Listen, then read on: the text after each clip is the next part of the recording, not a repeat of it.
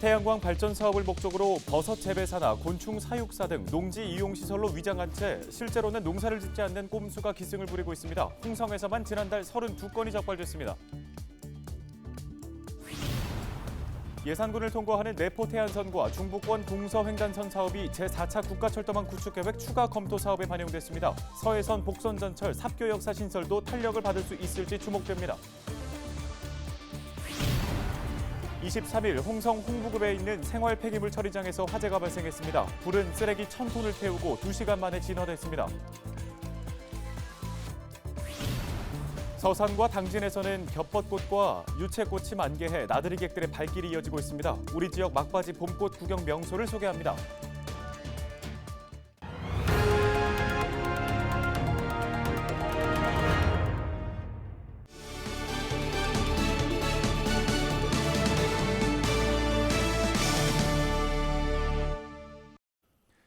시청자 여러분 안녕하십니까? 헬로티비 뉴스 시작합니다.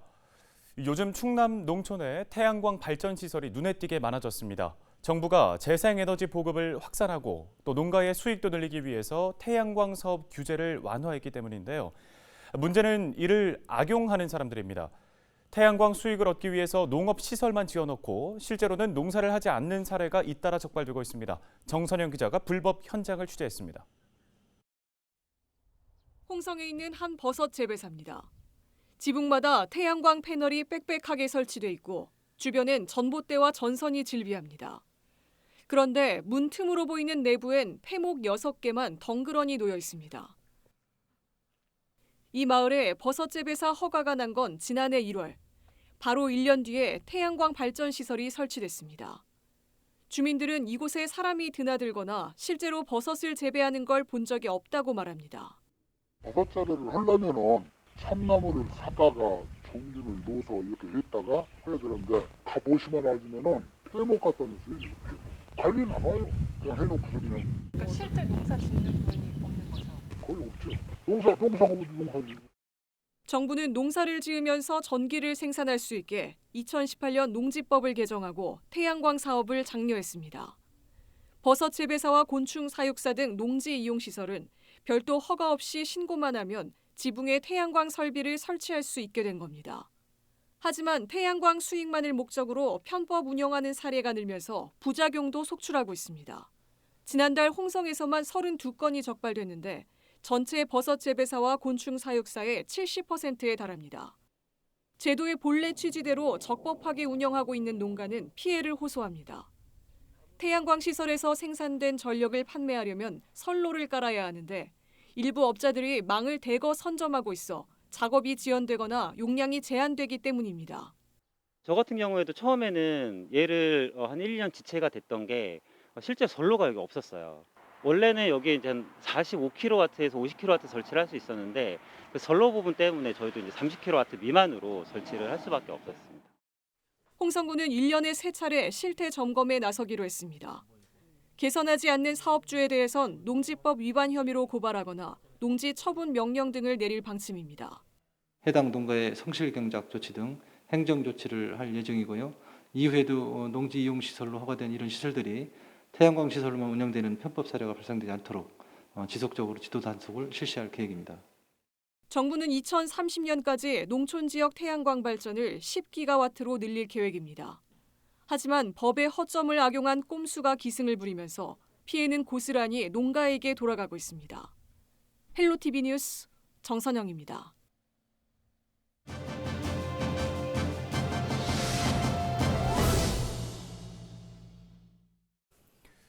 예산군을 통과하는 내포 태안선과 중부권 동서횡단선 사업이 제4차 국가철도망 구축계획 추가 검토 사업으로 반영됐습니다. 예산군은 서해선 복선전철 삽교역 신설의 교두보 역할을 할 것으로 기대하고 있는데요.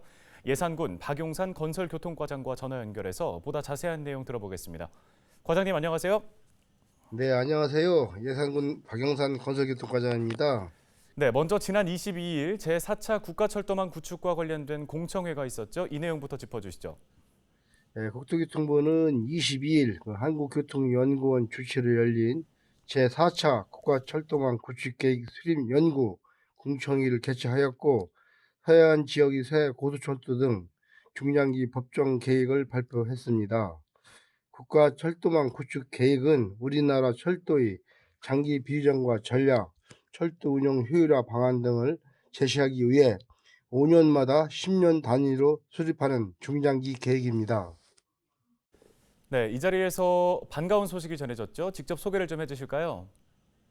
예, 이번 제4차 국가철도망 구축 계획에서 삽교역 장항선과 가칭, 삽교역 서해선 장내 신설역, 서산 공항, 서산, 태안 안흥을 잇는 내포 태안선인 가칭, 서해안 내포철도 사업이 추가 검토 사업으로 반영됐습니다. 또한 문재인 정부의 100대 국정과제이자 충남 서산에서 예산을 거쳐 경북 울진까지 충청, 경북권 12개 시군을 통과되는 중부권 동서횡단철도 역시 추가 검토 사업으로 반영됐으며, 이번 두 사업의 반영은 황선봉 예산군수와 지역 국회의원, 충남도가 사업 추진을 위해 적극적인 노력을 펼친 결과로 분석되고 있습니다. 아울러 이번 사업 반영으로 세종정부청 사업, 시피 및 군의 적극적인 행정력을 동원해 추진해온 서해선 복선전철 삽교역 신설 역시 탄력을 받게 될 전망입니다. 네, 이번 4차 구축 계획에 추가 검토 사업으로 반영된 이 내포 태안선 어떤 사업인지 구체적인 설명 좀 해주시죠. 내포 태안선 가칭 서해안 내포 철도는 충남 서부 지역의 열악한 교통 환경 개선을 통해 국가 균형 발전을 도모하고 산업 관광 분야 미래 수요에 대비하기 위한 그 필요성이 지속적으로 대두해 왔습니다. 또한 주요 철도망과의 연계를 통한 충남 서해 경제권 확장 및 교통복지 증진, 충남 혁신도시, 서산 비행장, 안흥 국가어항 등 주요 산업, 관광지까지 접근성 개선을 통한 지역경제 활성에 이바지할 것이며, 충남 내포 혁신도시 지정에 발맞춘 주요 교통수단으로서 역할을 감당할 것으로 기대를 하고 있습니다. 네, 이제 남아있는 이 후속 절차들을 좀 짚어주셨으면 좋겠고요. 또 예산군의 대응 계획은 어떻게 세워져 있는지도 궁금합니다. 예산군은 후속 행정 절차를 거쳐 오늘 6월 국토교통부의 최종 확정 고시를 남겨둔 만큼 남은 기간 동안 충남도 관계 시군과 함께 행정력을 총동원해 대응해 나가겠습니다. 또한 서해안 내포철도와 중부권 동서횡단철도가 추가 검토 사업으로 반영됨에 따라 온 국민의 염원이던 삽교역사 신설 역시 탄력을 받게 될 것으로 기대합니다. 충남 내포 혁신도시 지정에 발맞춘 교통수단이자 국가 균형 발전을 위해 반드시 필요한 서해선 복선전철 추진 및 삽교역사 신설을 위해 마지막까지 최선을 다하겠습니다. 감사합니다. 예, 과연 삽교 역사 신설의 교두보 역할을 할 수 있을지 좋은 소식 들려오기를 저희도 기대해 보겠습니다. 도움 말씀 여기까지 듣겠습니다. 예산군 박용산 건설교통과장이었습니다.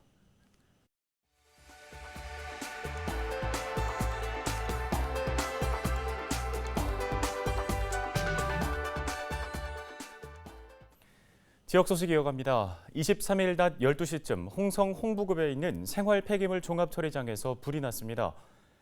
불은 적치장에 있는 생활 쓰레기 1000톤을 모두 태운 뒤 2시간 만에 진화됐습니다. 화재 현장에는 소방대원 50여 명과 소방차 15대, 소방 헬기 2대 등이 투입됐습니다. 경찰과 소방당국은 목격자 등의 진술에 따라 자연 발화 가능성에 무게를 두고 정확한 화재 원인을 조사하고 있습니다. 22일 충남에서 코로나19 확진자 10명이 발생했습니다. 먼저 부여에서는 노인복지센터 종사자와 환자 5명이 확진 판정을 받았습니다. 이에 따라 부여구는 22일과 23일 예정됐던 백신 접종을 취소했습니다.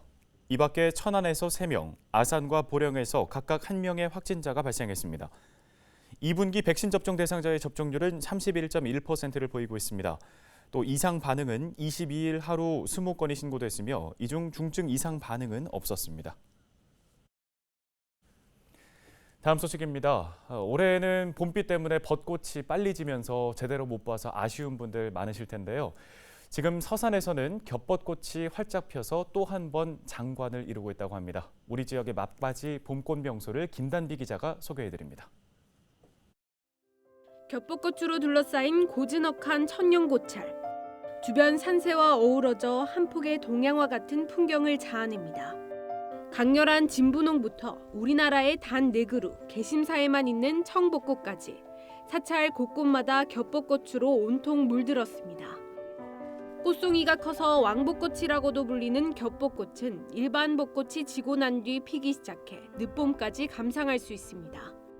개심사에는 봄비로 일찍 져버린 벚꽃의 아쉬움을 달래려는 시민들의 발길이 이어졌습니다. 청벚꽃에 대해서 기대를 걸고 왔고요. 처음 봤어요, 청벚꽃을.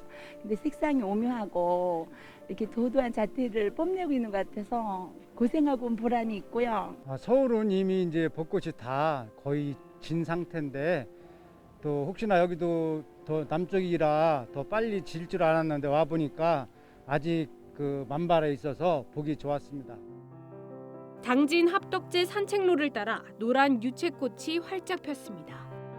향긋한 유채꽃 향기는 봄바람을 타고 주위로 퍼져나갑니다. 조선시대 3대 방죽 중 하나인 합덕제에는 초록빛 버드나무 가지와 유채꽃 단지가 어우러져 장관을 연출하고 있습니다. 시민들은 산책로를 걸으며 코로나19로 답답했던 마음을 잠시나마 달랩니다. 잠깐 들어와 봤는데 너무 산책하기 좋은 공간이 있어서 오늘 아이가 좀 컨디션이 안 좋은 것 같아서 같이 좀 바람 쐬고 산책할 겸 잠시 나왔습니다. 오늘 왔는데 생각지도 못했는데 이게 유채꽃이 노랗게 너무 예쁘게 펴 있어가지고 기분도 너무 좋고. 늦깎이 봄꽃 구경을 즐기려는 상춘객들의 발길이 이어지고 있는 가운데 방역 당국은 코로나19 확산 예방을 위한 방역 수칙 준수를 당부했습니다. 헬로티비 뉴스 김담입니다. 충남도가 22개월 연속 전국 수출액 2위, 무역 수지 1위를 이어갔습니다. 올해 충남의 3월까지의 수출액은 지난해 같은 기간보다 13%가 증가한 221억 달러로 집계됐습니다. 수입은 9.4% 감소한 77억 달러, 무역 수지는 143억 달러 흑자를 기록했습니다. 수출 호조는 반도체와 디스플레이, 컴퓨터 등 주력 품목의 꾸준한 성장과 석유 제품 등 기존 부진 품목의 회복세에 따른 것으로 분석됐습니다. 충남도는 올해 수출 지원에 39억 원을 투입해 기업 경쟁력 향상과 판로 확대에 나설 계획입니다. 충남 서해안에서 죽은 밍크고래가 조업 중인 어선에 의해 발견됐습니다. 밍크고래는 22일 군산 어청도 인근 해역에서 조업 중이던 29톤 어선 A호 그물에 걸려 발견됐습니다. 대천항으로 들어온 고래는 길이 6.9m, 둘레 3.6m였으며 무게는 4.3톤으로 확인됐습니다. 보령 해경이 금속 탐지기로 작살 흔적 등을 살펴본 결과 불법 포획 흔적은 발견되지 않았으며 고래는 약 7천만 원에 위판됐습니다. 복원 작업이 한창인 태안읍성에서 문지 등이 처음으로 확인되고 유물도 다수 출토됐습니다. 태안군은 태안읍성 발굴 조사에서 동쪽 문이 있었던 자리인 동문지를 비롯해 적의 공격을 막는 옹성과 해자 등을 처음으로 확인했습니다. 또 조선시대 분청사기와 백자, 상평통보 등도 함께 발견됐습니다. 태안읍성은 조선 초기 읍성 축성 기법을 확인할 수 있는 유적으로 지난해 충청남도 기념물로 지정됐습니다. 태안군은 전문가의 자문을 거쳐 하반기부터 본격적인 복원 공사에 들어갈 예정입니다. 예산군 공무원 노조가 민원인의 언어폭력 근절 방안 마련을 촉구하고 나섰습니다. 공무원 노동조합 예산군 지부는 예산군 농업기술센터 공무원 A씨가 근무 도중 민원인에게 욕설과 모욕 등의 언어폭력을 당해 경찰서에 고소장을 제출했다고 밝혔습니다. 노조는 반복되는 악성 민원에 시달려 극단적인 선택을 하거나 사직을 하는 공무원이 늘고 있다며 예산군의 적극적인 대응을 촉구했습니다.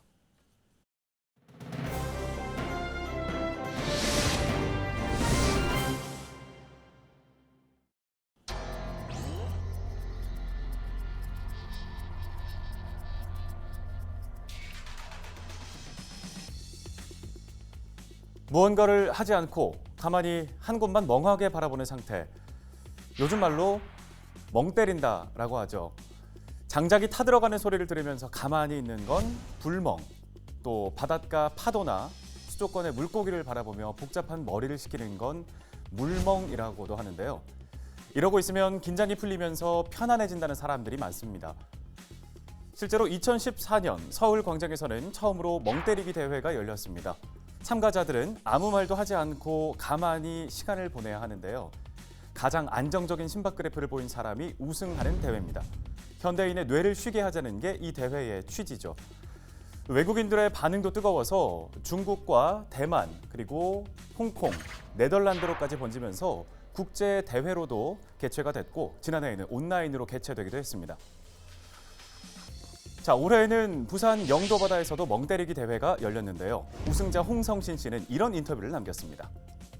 누워서 하늘 보면서 아무 생각을 비우니까 좀 편안한 느낌을 받았습니다. 완전히 비어 있는 것 같이 보이지만 사실은 꽉 차 있는 이런 어떤 경지, 이런 상태, 이런 것들을 한번 짧은 시간이지만 한번 가져보자. 그런데 이렇게 멍때리기를 하는 동안 우리의 인체에는 어떤 변화가 일어날까요? 멍하니 있을 때 우리의 맥박과 심장의 박동은 속도가 늦춰집니다. 그러면서 몸과 마음이 편안해지는 효과를 볼 수 있다고 하는데요. 피곤할 때 몸을 쉬어주는 것처럼 뇌에도 잠시간의 휴식을 주는 거죠. 그러는 동안 이 뇌는 그동안 입력된 정보들을 정리하고 불필요한 것들을 지워냅니다. 그래야 기억력도 더 높아지고 새로운 생각도 할 수 있다고 해요. 전문가의 분석을 들어보겠습니다. 카이스트 뇌공학과 정용 교수의 인터뷰입니다. 일을 할 때 뇌가 굉장히 분주하고 바쁠 것 같지 않습니까? 그런데 오히려 이렇게 멍 때리고 가만히 이렇게 있을 때 굉장히 더 활발한 부위들이 있습니다. 자기와 관련된 과거의 경험이나 아니면 앞으로의 미래의 계획이라든지 그런 것들을 처리하는 것으로 알려져 있고요. 네, 우리의 일상에 멍 때리기가 필요한 이유, 나름의 과학적인 근거가 있었네요. 헬로티비 브리핑이었습니다.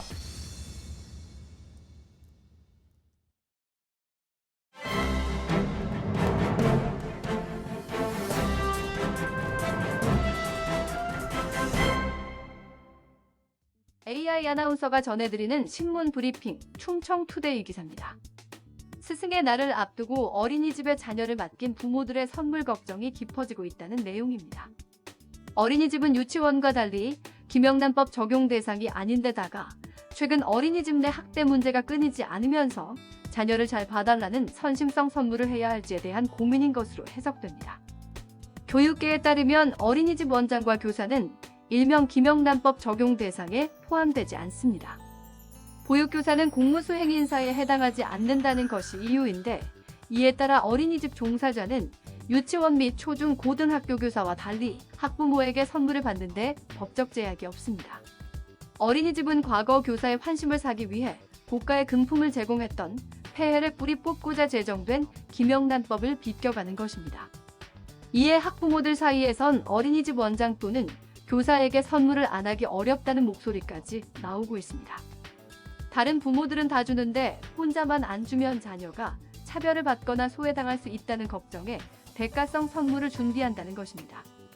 학부모 B씨는 어린이집에선 선물을 절대 주지 말라고 하지만 혹시나 하는 마음에 일단 마음을 전하곤 한다며 만약 받으면 다른 학부모도 준다는 것으로 이해해야 한다.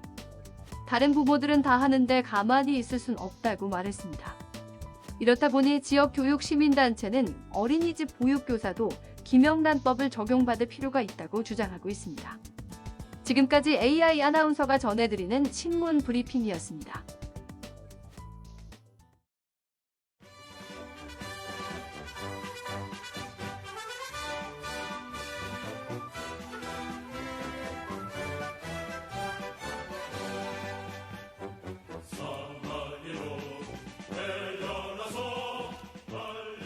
자, 지금 들으신 이 군가, 군대에서 사라질지도 모르겠습니다.